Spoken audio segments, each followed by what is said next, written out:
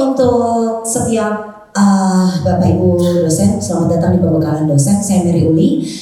Kurang lebih akan sharing bagaimana yang namanya public speaking itu bisa mensupport setiap profesi sebenarnya. Ya, ini setiap profesi. Saya bisa bilang kayak gini karena memang profesi mana yang tidak membutuhkan public speaking? Profesi mana yang memang tidak membutuhkan kita pakai seni berbicara untuk kita bisa sampaikan apapun yang ada dalam pikiran kita.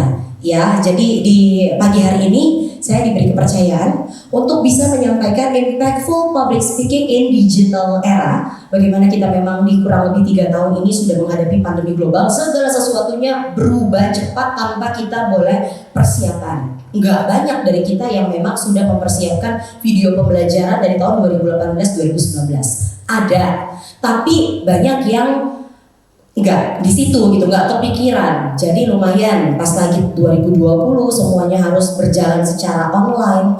Itu banyak di antara kita semua tenaga pendidik dan tenaga kependidikan yang jadinya bingung ya. Jadi menjadi kreator video pembelajaran yang skillful hari ini akan sama-sama kita bicarakan, akan sama-sama kita diskusikan.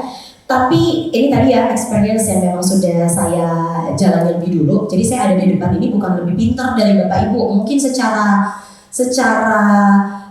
pengalaman berbicara on-site Bapak Ibu udah lebih banyak, saya harus belajar gitu ya. Tapi kurang lebih ada yang bisa saya sharingkan karena saya juga akhirnya di pembelajaran itu dengan cara online. Selain belajar itu juga saya di profesi yang memang mengharuskan di depan kamera terus gitu untuk podcast ataupun untuk pekerjaan saya ya.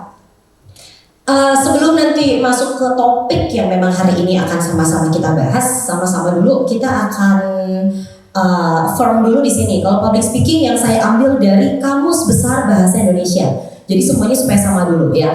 Kamus Besar Bahasa Indonesia itu bilang kalau yang namanya pidato itu adalah pengungkapan pikiran dalam bentuk kata-kata dan itu ditujukan untuk orang banyak. Pidato, kita agak berat sebenarnya kalau mendengar kata pidato ya. Tapi sebenarnya apa sih berbicara, ngomong?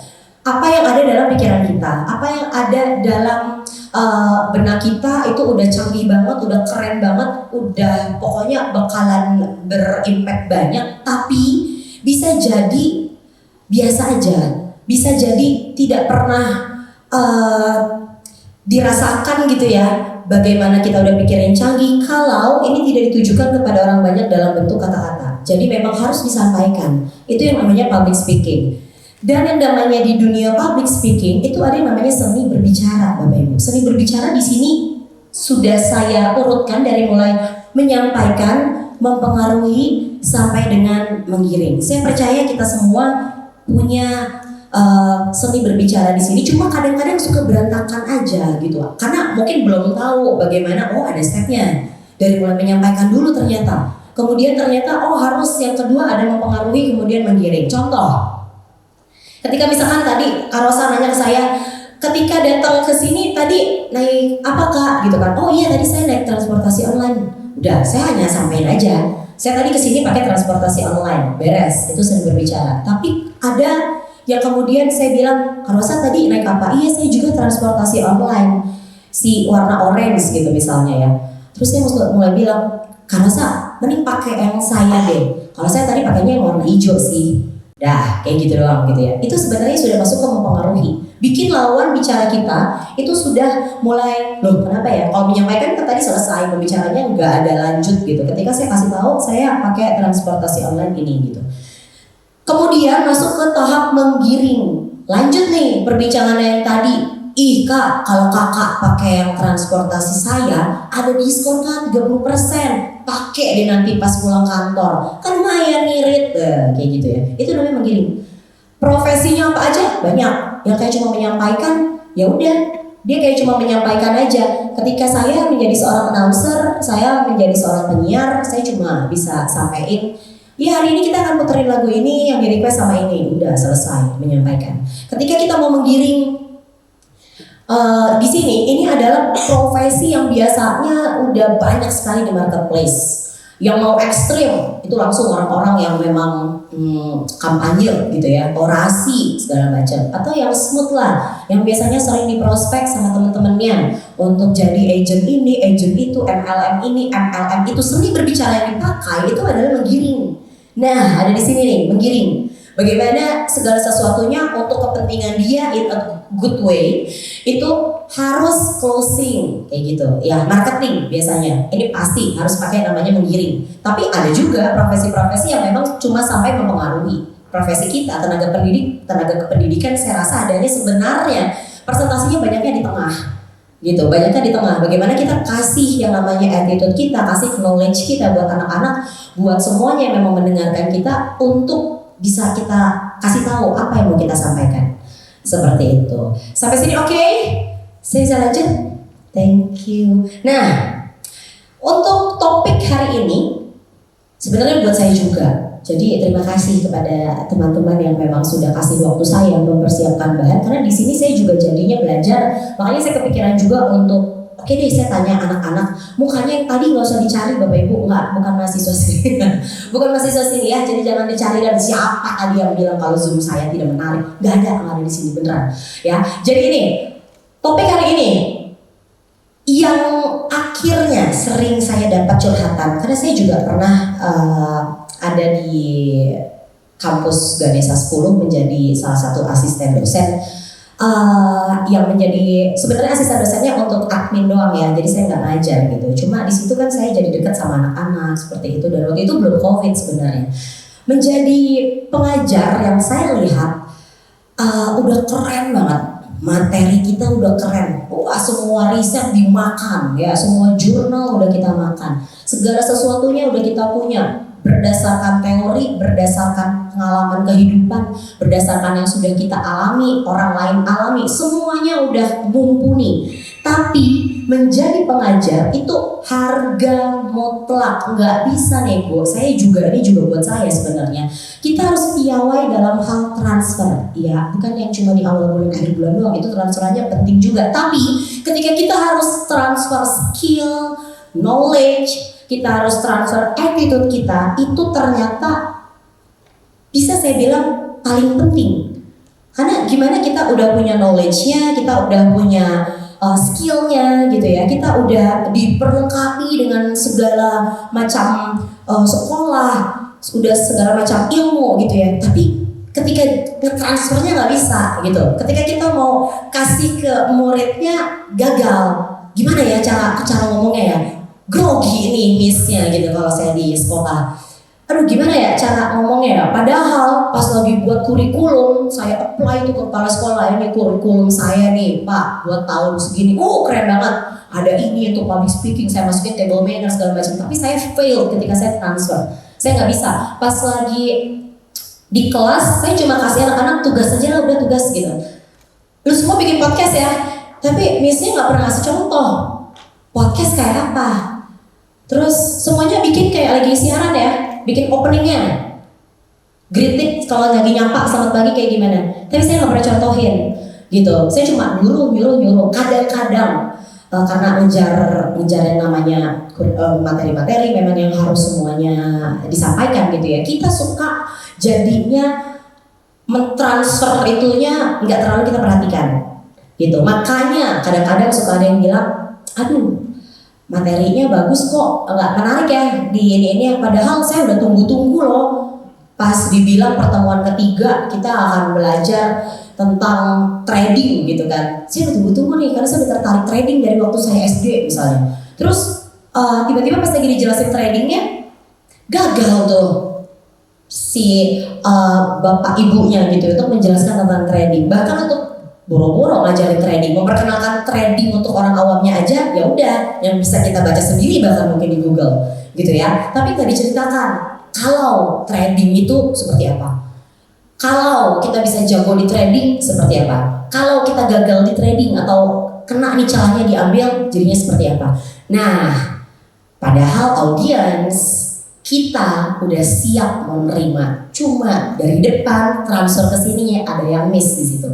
Ya, sering terjadi kayak gitu, sering. Bahkan saya bisa bilang lebih dari 50% gagalnya di gagal transfer. ya. Nah, challenge-nya adalah dari video yang tadi udah sama-sama kita lihat, paling enggak secara general ya, bagaimana kita sebagai tenaga pendidik, sebagai tenaga kependidikan itu bisa bikin anak-anak itu supaya tertarik untuk yang pertama, mereka pengen tahu apa yang kita sampaikan. Ya, jadi kalau saya sih kalau lagi cerita kayak gini berdasarkan yang saya udah praktekin aja gitu ya. Bagaimana ingin tahu? Kalau saya sudah terbiasa, mungkin banyak juga yang udah ngelakuin duluan ya. Kalau saya akan ngasih tahu di sini goals. Kalau nanti Miss udah ngajar ini, sebenarnya public speaking 1 tahun ini kalian tuh bakalan kesini. Miss itu mau ngarahin kalian kesini, bukan untuk jadi MC, bukan untuk jadi host. Tapi Miss pengennya kamu nanti jago untuk bisa storytelling di depan atau apa. Jadi saya udah kasih big picture-nya, ya. Dan itu anak-anak kadang pengen tahu, anak-anak yang sekarang. Kalau saya ikut kelas ini, jadinya ngapain nanti? Kayak gitu, ya. Jadi kasih gambaran karena mereka supaya mereka juga jadinya menanti-nanti. Buat saya itu salah satu indikator keberhasilan. Ketika anak-anak udah menanti-nanti pertemuan selanjutnya mau ngapain. Yang kedua adalah tertarik untuk mendengarkan. Tidak semua kita sudah ready di depan, dosennya udah ready di depan, dosennya udah ready di layar. Itu anak-anak badannya doang yang ada di depan kita. Pikirannya belum. Mereka belum siap untuk menerima, dan percaya sama saya, ketika mereka belum siap untuk menerima, percuma kita kasih materi-materi yang apapun, mereka masih belum gitu. Jadi untuk yang namanya mereka bisa mau mendengarkan dulu, kan nggak bisa masuk nih ke memahami dan mempraktekkan kalau ngedengerin aja mereka udah belum mau nih ada di sini, ya. Jadi untuk mendengarkan itu mainnya di mana, di opening. Jadi semua penting, opening ada yang namanya main topik atau closing, 3 bagian utama. Ya, ada opening, ada main topik, ada closing, semua penting. Tapi opening itu menjadi hal yang ini mau ngapain nih kayak gitu. Saya pernah kalau pas lagi di Zoom gitu ya, masuk tuh dengan background yang aneh-aneh gitu. Mereka langsung kayak ngapain nih gitu kan. Bisa, nggak apa-apa gitu. Saya pernah waktu itu ikut kelas apa gitu ya. Terus salah satu rekan saya juga ngajar, tiba-tiba dia cool aja gitu, nyantai, dia masuk pakai helm. Ya, yang padahal nggak ada kaitannya dengan apa yang mau diajarin. Tapi ketika itu menjadi gitu kan, anak-anak tuh hari ini ngapain ya gitu kan. Main di mindset sebenarnya kayak gituan. Ya, tapi opening itu harus menarik. Opening itu harus menarik. Tadi saya opening pakai video. Ada yang openingnya kalau disesuaikan dengan audiens lagi sebenarnya, tapi berhubung audiens kita netizen kita kan sebenarnya anak-anak yang memang harus kita masuk gitu ke dunianya ya. Openingnya kita tuh macam-macam Bapak Ibu. Bisa dari video, bisa dari case. Mereka akan lebih suka kalau misalkan openingnya itu langsung kita kasih kasus. Udahnya baru breakdown mau ngapain gitu. Jadi opening itu macam-macam. Ya kalau mau greetings biasa juga bisa sih, tapi harus semangat, spiritnya harus tertransfer. Tapi kalau misalkan mau yang lebih beda, bolehlah sekali-sekali openingnya mainin di situ. Ganti background yuk, di share screen, slide dulu semuanya. Kita pakai background ini hari ini belajarnya. Kalau memang hari itu lagi pembelajarannya harus video. Kalau misalnya memang anak-anak sudah di awal itu kayak merasa dikagetinnya kan kayak gitu ya dengan opening kayak gitu, biasanya kan lebih masuk untuk mereka lanjut ya. Nah lanjutnya itu adalah bagaimana anak-anak, ini challenge kita semua ya sebenarnya Bapak Ibu, untuk bisa memahami ya, untuk bisa memahami ada di sini. Memahami berarti mereka sudah mendengarkan apa yang kita kasih tadi kan. Terus lanjut ke memahami, bagaimana mereka juga bisa ngerti dong sama materinya, kan itu goalsnya juga, ya kan? Happy banget kita kalau misalkan apa yang hari ini saya beneran happy banget sih kalau misalkan nanti pas udah beres gitu ya, ternyata seni berbicara tadi ya dari mulai menyampaikan sampai dengan menggiring, jadi happy banget. Saya percaya Bapak Ibu juga ada perasaan yang kadang-kadang muncul gitu, ngerti ya ternyata.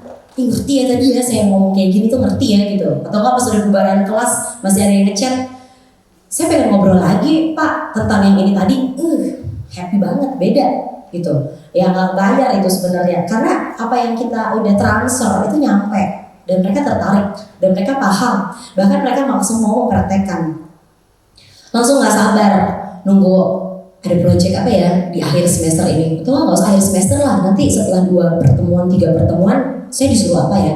Apalagi ada beberapa fakultas yang pasti kan mainnya harusnya dipraktek gitu ya. Teorinya mungkin cuma 1, langsung ke praktek gitu. Jadi ini tantangan kita semua sebagai tenaga pendidik, tenaga kependidikan untuk bisa bikin yang namanya netizen kita ini ingin tahu, lanjut dia mau mendengarkan, kemudian dia mau memahami apa yang sudah kita kasih, dan selanjutnya mempraktekkan.